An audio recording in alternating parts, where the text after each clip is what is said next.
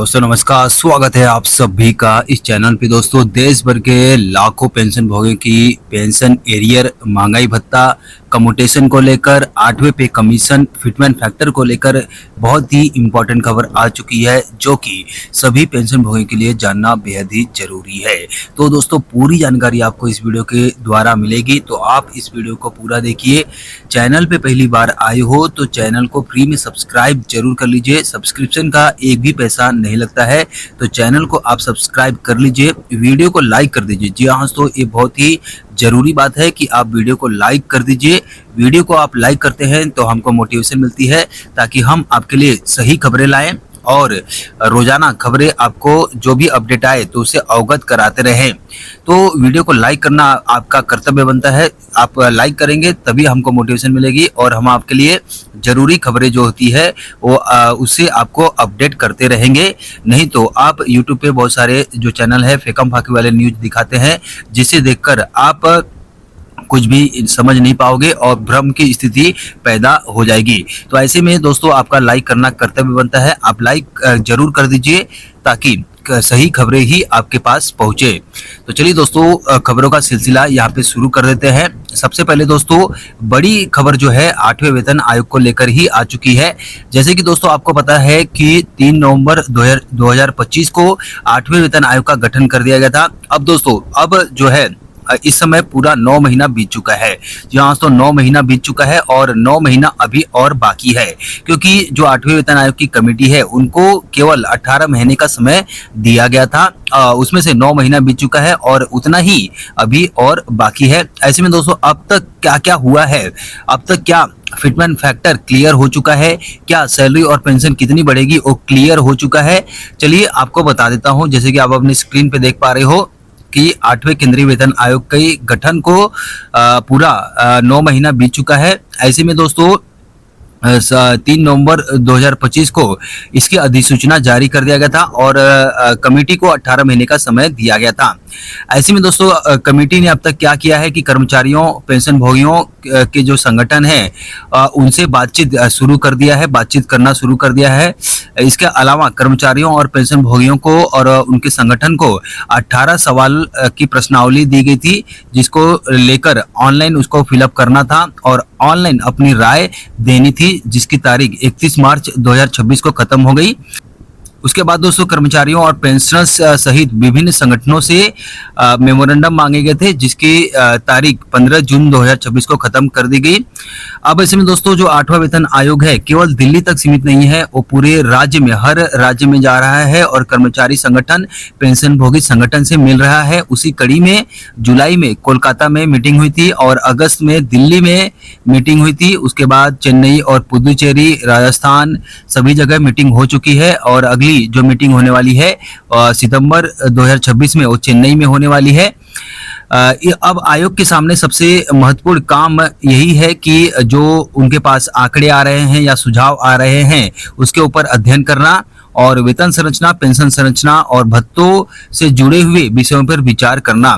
और इसके अलावा फिटमेंट फैक्टर क्या होगा, न्यूनतम वेतन क्या होगा, पेंशन क्या होगा, किस पेंशन से पेंशन भोगियों को लाभ होगा, इस सभी सवालों के ऊपर जो है गहन मंथन यहाँ पे 8वां वेतन आयोग करेगा। जहाँ दोस्तों अब कुल 9 महीने का समय बाकी है और इसमें फिटमेंट फैक्टर क्या होगा, न्यूनतम वेतन क्या होगा, पेंशन क्या होगा, इस सभी के ऊपर गहन अध्ययन किया जाएगा और उसके बाद जो है रिपोर्ट केंद्र सरकार को सौंपी जाएगी। सरकार के अनुसार 8वां केंद्रीय वेतन आयोग एक अस्थायी आयोग है और इसके गठन की तारीख से 18 महीने के भीतर अपनी सिफारिशें देनी है।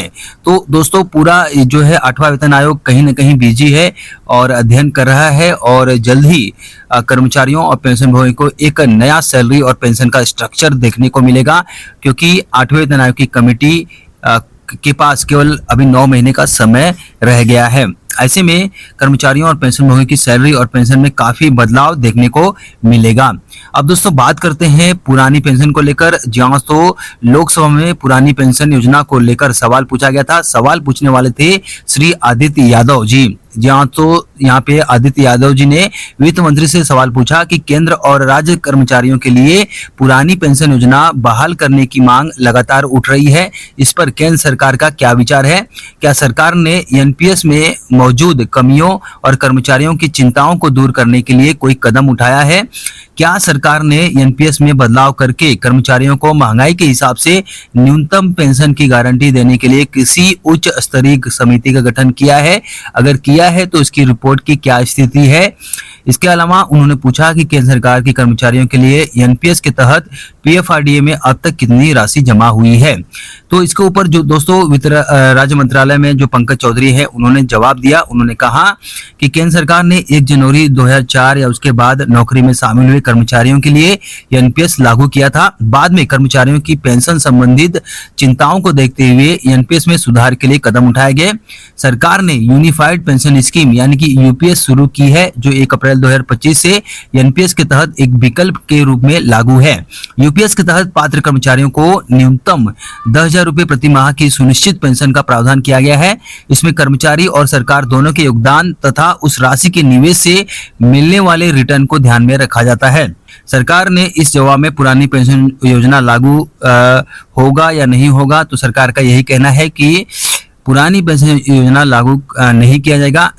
कर्मचारियों को विकल्प दिया गया है, चाहे तो वे यूपीएस चुनकर हर महीने 10,000 रुपए तक मंथली पेंशन ले सकते हैं।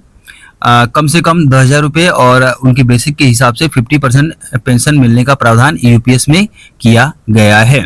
वहीं दोस्तों अगली बड़ी जो खबर है 8वें केंद्रीय वेतन आयोग को लेकर लोकसभा से आई है। जी हाँ दोस्तों, यहाँ पे लोकसभा में डॉक्टर मन्ना लाल रावत ने वित्त मंत्री से 8वें केंद्रीय वेतन आयोग के बारे में सवाल पूछा। उन्होंने पूछा कि क्या सरकार ने 8वें केंद्रीय वेतन आयोग के गठन को मंजूरी दे दी है? आयोग का गठन कब हुआ और इसके अध्यक्ष और सदस्य कौन है? आयोग को अपनी रिपोर्ट देने के लिए कितना समय दिया गया है? आयोग ने अभी तक सरकार को अपनी रिपोर्ट दी है या नहीं? इससे लगभग कितने केंद्रीय कर्मचारी और पेंशन लाभान्वित होंगे? इसके अलावा उन्होंने पूछा कि आयोग किन किन विषयों पर विचार करेगा, जैसे कि वेतन, महंगाई भत्ता, दूसरे भत्ते, पेंशन, फैमिली पेंशन। और इसके अलावा उन्होंने पूछा कि क्या आयोग कर्मचारियों और पेंशनर्स के लिए अतिरिक्त लाभ देने पर विचार कर रहा है? क्या आयोग की सिफारिशें लागू होने के बाद राज्य सरकारों को भी इसी तरह की व्यवस्था अपनाने के लिए कोई सलाह या दिशा निर्देश दिए जाएंगे? तो इसका जवाब जो है वित्त पंकज चौधरी ने उसका उत्तर दिया। उन्होंने बताया कि सरकार ने 3 नवंबर 2025 के संकल्प के माध्यम से 8वें केंद्रीय वेतन आयोग का गठन कर दिया है। आयोग में ये लोग शामिल है, जैसे कि आप अपनी स्क्रीन पे देख पा रहे हो कि अध्यक्ष है न्यायमूर्ति रंजना प्रकाश देसाई, सदस्य हैं इसके प्रोफेसर पुलक घोष और सदस्य सचिव हैं श्री पंकज जैन। आयोग को कितने समय में रिपोर्ट देनी होगी, इसके ऊपर उन्होंने बताया कि 8वें केंद्रीय वेतन आयोग को अपने गठन की तारीख से 18 महीने के अंदर अपनी सिफारिशें देनी होगी, जो कि अब तक 9 महीना बीत चुका है और कुल 9 महीने अभी बाकी है। सरकार ने बताया कि रिपोर्ट तैयार करने के लिए 18 महीने का समय दिया गया है। इसके अलावा यहाँ पे जो पूछा गया था कि क्या आयोग ने अपनी रिपोर्ट दे दी है, तो ये सरकार ने कहा कि अभी तक नहीं। सरकार ने साफ बताया कि 8वें केंद्रीय वेतन आयोग ने अभी तक अपनी सिफारिशें सरकार को नहीं दी है, इसलिए अभी फिटमेंट फैक्टर, नया वेतन कितना होगा, पेंशन कितनी बढ़ेगी या भत्तों में कितना बदलाव होगा, इन पर आयोग की अंतिम सिफारिश सामने नहीं आई है। जब पूछा गया कि कर्मचारी और पेंशन भोगी कितने लाभान्वित होंगे इससे, तो सरकार ने बताया कि केंद्र सरकार के जो कर्मचारियों की संख्या लगभग 36 लाख है, वे लाभान्वित होंगे और पेंशन और फैमिली पेंशन जो है लगभग 35 लाख के लगभग वे लोग लाभान्वित होंगे, पेंशन भोगी भी। और 8वें वेतन आयोग के विचारार्थ विषय यानी कि टर्म ऑफ रेफरेंस में वेतन और भत्तों के साथ साथ पेंशन, फैमिली पेंशन और कर्मचारियों की सेवा शर्तों से जुड़े मुद्दे शामिल किए गए हैं। तो दोस्तों 8वां वेतन आयोग बन चुका है, इसमें अध्यक्ष और अन्य सदस्य नियुक्त हैं। आयोग को 18 महीने में अपनी सिफारिशें देनी है, लेकिन अभी तक आयोग ने अपनी अंतिम सिफारिश सरकार को नहीं दी है, इसलिए वेतन पेंशन में कितनी बढ़ोतरी होगी इसका फैसला अभी बाकी है। वहीं भी दोस्तों अगली बड़ी खबर आ चुकी है पेंशन भोगियों के लिए, जहां तो भारत पेंशन समाज के प्रतिनिधि मंडल ने 8वें केंद्रीय वेतन आयोग के सामने पेंशन और फैमिली पेंशन की कई महत्वपूर्ण मांगे रखी। भारत पेंशन भोगी समाज जो है वो देश भर के लगभग 10 लाख पेंशन भोगी के हितों का प्रतिनिधित्व करता है। उसमें उन्होंने बड़ी मांगे रखी है, 13 मांगे हैं कुल कि फैमिली यूनिट को बढ़ाया जाना चाहिए। न्यूनतम वेतन तय करने के लिए परिवार के सदस्यों को ध्यान में रखते हुए 5 की फैमिली यूनिट का फार्मूला अपनाया जाना चाहिए। अगर 5 का फैमिली यूनिट अपनाया जाता है तो फिटमेंट फैक्टर 3.83 होगा और न्यूनतम बेसिक 69,000 होगी। इसके हिसाब से न्यूनतम पेंशन जो होगी 45,000 रुपये होगी। साथ में पेंशन भोगी को उनकी अंतिम बेसिक वेतन का 67% पेंशन मिलनी चाहिए और फैमिली पेंशन जो है अंतिम वेतन का 50% मिलना चाहिए, जो कि अभी फैमिली पेंशन अंतिम बेसिक वेतन का 30% है। और इसके साथ ही साथ यहाँ पे जो मांग है कि 1 जनवरी 2026 से पहले और उसके बाद रिटायर हुए पेंशनर्स के बीच पेंशन को लेकर समानता और बराबरी की मांग की गई है। और इसके अलावा पेंशन भोगी चाहता है कि हर 5 साल पे पेंशन की समीक्षा होनी चाहिए। अभी 10 साल है तो उसको घटाकर 5 साल किया जाए, 5 साल में पेंशन बढ़नी चाहिए। इसके अलावा डी और डीआर की हर तिमाही में समीक्षा होनी चाहिए। अभी कुल 6 महीने के बाद डी और डीआर में बढ़ोतरी होती है, जो कि मांग की जा रही है कि हर 3 महीने में इसकी बढ़ोतरी की जानी चाहिए।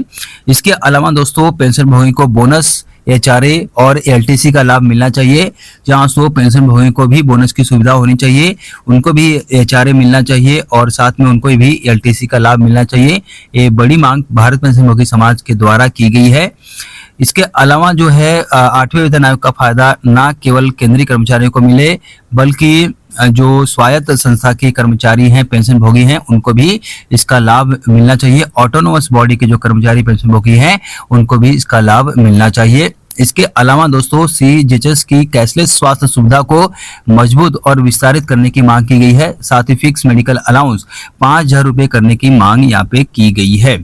इसके अलावा दोस्तों कम्यूटेशन जो पेंशन की अवधि है उसको 15 साल से घटाकर 11 साल करने की मांग की गई है। 71 वर्ष की आयु पूरी करने पर उनकी कम्यूटेशन बहाली होनी चाहिए। पेंशन भोगी को फुल पेंशन मिलना शुरू होनी चाहिए। इसके अलावा दोस्तों 65 वर्ष की उम्र से अतिरिक्त पेंशन देने की मांग की गई है और इसे हर 5 साल के अंतराल पर बढ़ाने की बात कही जा रही है। इसके अलावा दोस्तों 1 जनवरी 2026 से ही 8वें वेतन आयोग का फायदा मिलना चाहिए। सरकार ऐसा हमेशा करती है कि लगना रहता है, जनवरी 26 में लगना रहेगा तो उसका जो फायदा है जनवरी 2028 से देगी, बीच का जो एरियर है वो खा जाएगी। तो ऐसे में इसको नहीं खाना है, इसका जो फायदा है कर्मचारियों और पेंशन भोगी को मिलना ही चाहिए। इसी को लेकर दोस्तों भारत पेंशन भोगी समाज ने मीटिंग की थी और इसमें बड़ी मांग की गई थी कि बीएसएनएल के जो पेंशन भोगी हैं तो उनकी जो पेंशन असमानता है उसके ऊपर भी ध्यान देना चाहिए और स्वास्थ्य संबंधित समस्याओं का समाधान करने की मांग की गई है।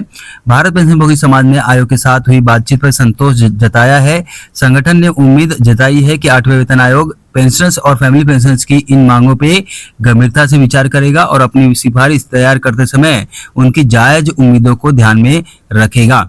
अगर आप चाहते हैं दोस्तों 8वें वेतन आयोग में इन सभी मांगों के ऊपर विचार किया जाना चाहिए तो आप कमेंट में यस टाइप कीजिए, तो आपको इसका जो फायदा है वो जरूर मिलेगा। तो आपको केवल वीडियो को लाइक करना है और कमेंट में यस टाइप जरूर करना है। वहीं दोस्तों चलिए आपको बता दूं कि 8वें वेतन आयोग में आपकी पेंशन कितनी बढ़ेगी। जी हाँ, दोस्तों आपको जानकारी के लिए बता दूं कि जैसे कि आप अपनी स्क्रीन पे देख पा रहे हो कि 7वें वेतन आयोग में जो न्यूनतम बेसिक थी वो 9,000 रुपये थी, तो 8वें वेतन आयोग में उसको 45,000 रुपये करने की मांग की जा रही है। अगर 8वें वेतन आयोग में 45,000 रुपये पेंशन होती है न्यूनतम तो 36,000 रुपये की बढ़ोतरी सीधे तौर पर आपको देखने को मिलेगी। अब दोस्तों जो डीए है वो 0 हो जाएगा 8वें वेतन आयोग में, क्योंकि जब भी जो है नया बेसिक पे बढ़ेगा तो डीए को मर्ज कर दिया जाता है और डीए जो है 0 हो जाता है। तो इस प्रकार से आपकी कुल पेंशन 45,000 रुपये बनेगी, जो कि 7वें वेतन आयोग में देखेंगे तो 23,670 रुपये डीए जोड़कर आपको मिलेगी। तो इस प्रकार से 8वें वेतन आयोग में आपको सीधे तौर पे 21,000 रुपये का फायदा देखने को मिलेगा अगर 8वें वेतन आयोग में 45,000 रुपये न्यूनतम बेसिक पेंशन होती है। तो वहीं पे दोस्तों जो है अगले 6 महीने के बाद जो आपकी पेंशन हो जाएगी, क्योंकि डीए जो है मिलना शुरू हो जाएगा। स्टार्टिंग में जो डीए है वो मर्ज होने के कारण 0 मिलेगा, उसके बाद अगले 6 महीने के बाद आपको डीए मिलना शुरू होगा। अब मान लीजिए 2% डीए मिलता है तो 900 रुपए की आपकी पेंशन में बढ़ोतरी देखने को मिलेगी और कुल पेंशन आपकी 8वें वेतन आयोग में 45,900 रुपए हो जाएगी। इस प्रकार से आपकी पेंशन में 22,000 रुपए की बढ़ोतरी देखने को मिल जाएगी।